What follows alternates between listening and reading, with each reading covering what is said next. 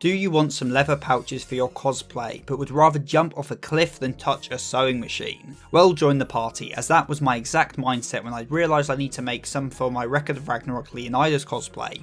And since I managed to pull it off without a sewing machine, I thought I might as well share it with you all as well.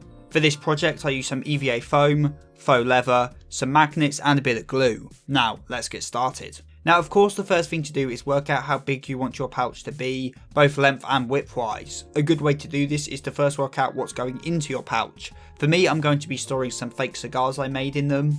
So I laid them out on a bit of brown paper I had lying around, and then roughly sketched out the dimensions of my pouch in relation to what's going inside. And remember, the length needs to be about 2.5 times as long as you want what's going in it to be, since, you know, it's got two sides and a flap. So cut out your template. Mine's very rough, but that's okay, you just need a general idea of the size. You can fold the paper template over to show you how big it will look, and if that looks good, then time to transplant this pattern onto some foam.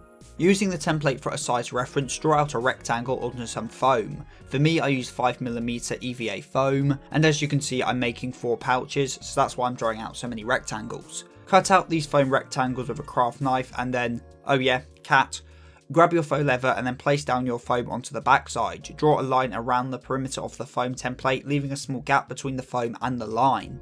This is so we can fold the leather back round. And then we cut out our leather rectangle. Before we stick anything together, let's get the magnets in. Using the paper template, work out where you want your foam to bend, and do so to work out where exactly you want your magnets to be. Using some super glue, stick one of the magnets down onto the inside of the flap. Lather up the foam with some contact adhesive, and do the same for the back of the leather. Leave it to dry a little so it gets tacky, and then press them together. Now using more contact cement, lather up the edges of the foam and the remaining leather, and then wrap the leather up onto the backside of the foam. You may need to cut off the corners like so to get a better wrap. Always keep checking to make sure the size is right. Now we can stick down the second magnet on the front of the pouch, lining it up with the first magnet. And so now our pouch closes. Now for the sides. Close up your pouch and put it on its side onto some foam. Using a pen, draw around the inside of the side of the pouch, giving you an oval shape. Cut this out, make sure to do this twice, as you know pouches have 2 sides. And also make sure it fits snugly in the side of your pouch. If you need to, you can trim it back to make sure it fits snugly.